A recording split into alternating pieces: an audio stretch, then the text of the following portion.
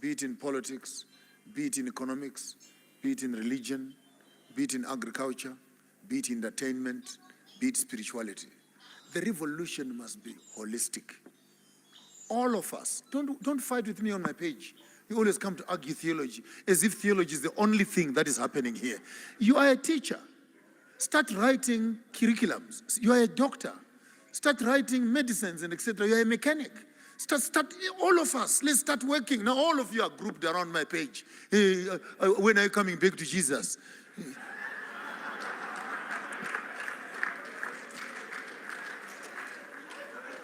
Rev, close it up, please. Close it up. Wow.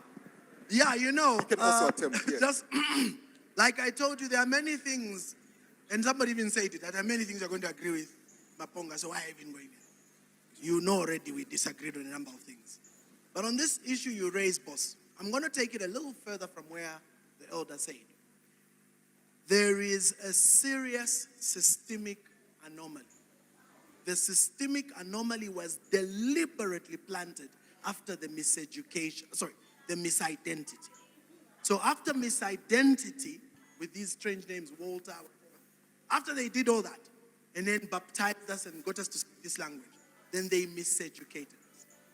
And one of the greatest crimes of our miseducation is to teach that we ran around in birthday suits and didn't know any technology. In fact, we're backwards.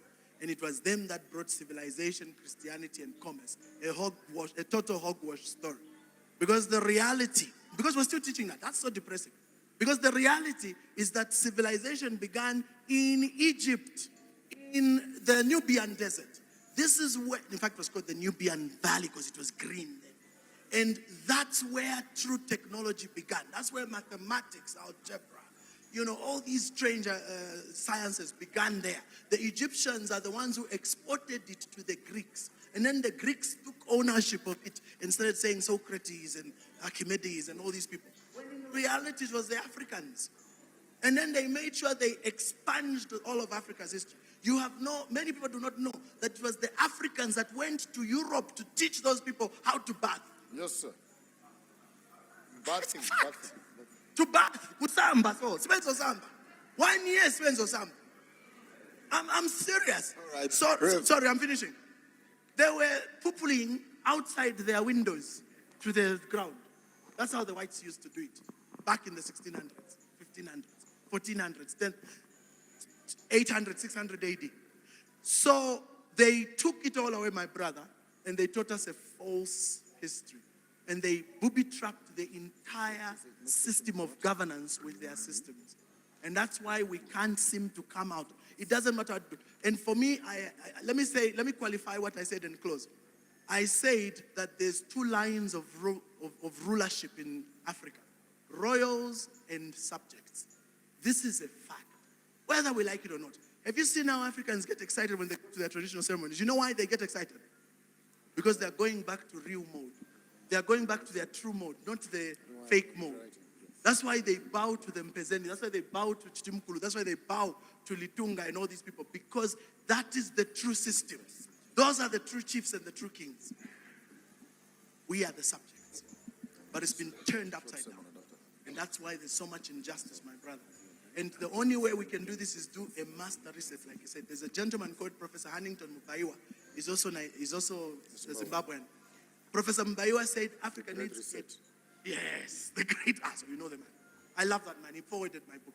So we need a reset as Africa. But you see, they're not going to allow us. So we need to get to a place where Africans really raise. And the only way we're going to rise is knowledge. I finish with these words.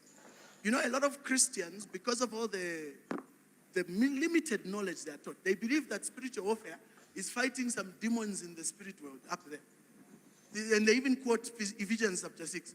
We're fighting against spiritual wars of wickedness in high heavenly places. I have got news for you.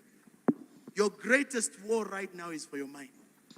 Your greatest weapons being used to get you are your eyes and your ears.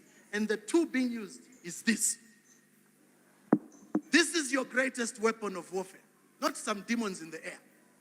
And until you awaken and realize that this is what they're after, this, not some demons, this. That's why the Muzungu has made sure, sorry to the Muzungus in the audience. That's why the Muzungu has made sure that he keeps you here on this.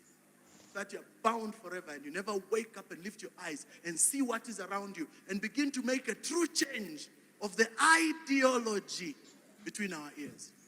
Thank you.